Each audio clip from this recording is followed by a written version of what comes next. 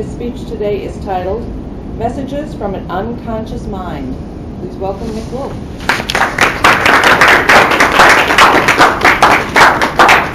Thank you very much.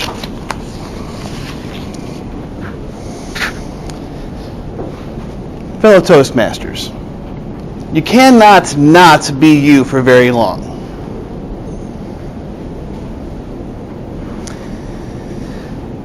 I was searching for my keys because I had lost them. Looking around, I realized that I was next to my elementary school.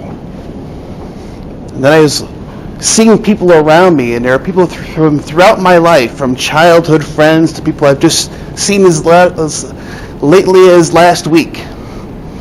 And it was a very hot and steamy day, a very bright sun in the sky, and I was drenched in sweat. And I was going from person to person saying, "Have you seen my keys?" And I also had to tell them about the terrible sunburn I had on my legs. From here down to here, my legs were a very bright pinkish red color. And I kept going from person to person until myself and everybody else around me were shocked to hear a boom. I looked up, and over the top of the school building I realized that the sun itself was not the only heavenly body wreathed in flame that day. A large commercial airliner had just exploded. It was a swirling mass of fire and metal. It was plunging down to the earth like a meteor. And my face turned a ghostly shade of white as I realized that the passengers, if indeed any of them still alive, were all about to die. It was a Saturday morning when I woke up in a cold sweat, recalling this very vivid dream. It was early 2009 and my life was falling apart. In a few short months, our family's income had dropped around 80%. All of my investments had gone belly up. My wife and I were fighting all the time. We were this close from getting a divorce. I was hitting a personal crisis, and I was more scared than any time in my entire life.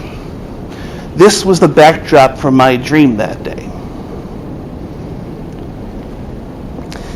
Now, I realize that I'm a person who very rarely remembers any kind of dream. So when something strikes me with this kind of power, I knew there was something important, that the unconscious mind was trying to talk to me and expressing to me in the only way that it knew how to. So I took the images and recorded them down on pieces of paper, and I went on to dreammoods.com, where you can actually see what images may mean for you in your dream. Keys. You recall that I had lost my keys. To lose your keys in the dream symbolizes that you're feeling a loss of control in your life. Friends.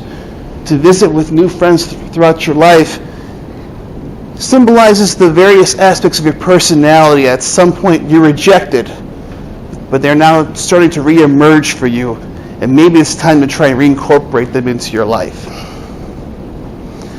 Sunburn.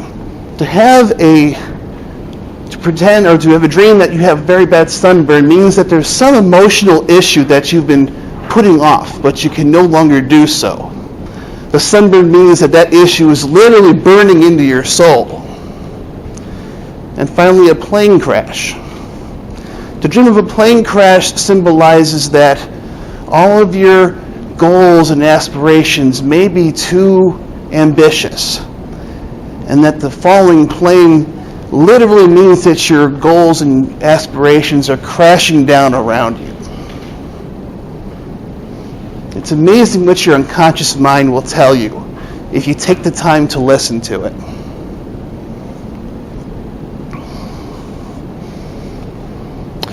You see, I started engineering in the year 2000. As early as the year 2002, I realized that I wasn't exactly happy with what I was doing.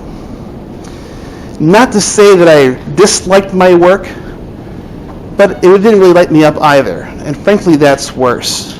Not so unpleasant that it prompted me to go and take action to change my life, I kind of muddled on. And if you do this long enough, it breeds a sense of futility, of what's the point? You keep doing this too long. You realize you have to invest more and more of your own personal energy just to keep motivating yourself to go out the front door, to go to work every day. And this is energy that you cannot spend on improving yourself, maintaining your relationships, or even finding a way out of your slowly debilitating pattern that you're in. A person struggling in the ocean has to focus on treading water and not building a boat. This was my situation. But at some point, your unconscious mind will free you of your issue one way or another. A lot of times it leads into very self-destructive behavior. Some people go into addiction looking to drugs or alcohol. That wasn't me. I chose a different path. I chose rationalization. I essentially gambled with my family's financial future. I made a lot of very risky investments that for a time really paid off for me, but it was risking money that I couldn't afford to lose. But I convinced myself that the only way out of my profession that I wanted to get out of was to do this, and I didn't want to pay the price in terms of reduced lifestyle for myself and my family to make that happen. I realized that all the problems that I was having at that point in my life were of my own making. As painful as it was, there was a silver lining to it, because I chose finally to make changes. I thought back through my life and thought about all the times where I was most engaged, most happy, most fired up about what I was doing. And I remember the times where I was sitting down with people who didn't see eye to eye on many things, and I got them to speak to each other, to build some new friendships, and to also to allow them to develop new levels of appreciation for one another. More than that, I loved speaking about these ideas in front of large groups. I was big on conflict resolution.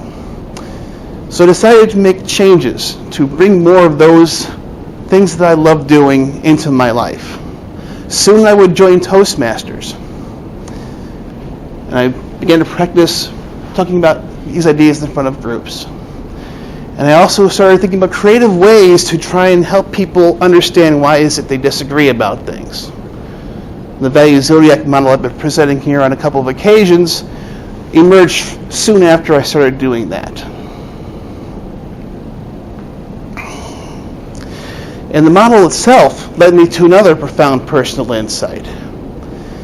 There's been a great big push recently on strengths-based leadership, where the way to get people to be high performance is to match their role to their strengths, and that means their talents, their skills, their abilities. And there's definitely a lot of truth to that idea, but there's one minor flaw to that. It often confuses aptitude with attitude. To use an analogy, our life is a car. And the thing that your talents, your skills, your abilities, your strengths is the kind of car you're driving. Some of us will drive a high-performance sports car. Some will drive a Humvee. It doesn't really matter. The issue is, though, you're not going to go anywhere without fuel. And I realize that it's constantly interacting and touching your values on a daily basis, which provides you fuel. Think about it. You can have a Maserati, but if you don't have gas in the tank, you're not going anywhere. And that's what was me when I was doing engineering work. I didn't have gas for my fuel tank. On the other hand, you can drive across the entire continent on a moped if you have enough gas in your tank. You can keep filling up as you go along. I realized it wasn't the strengths.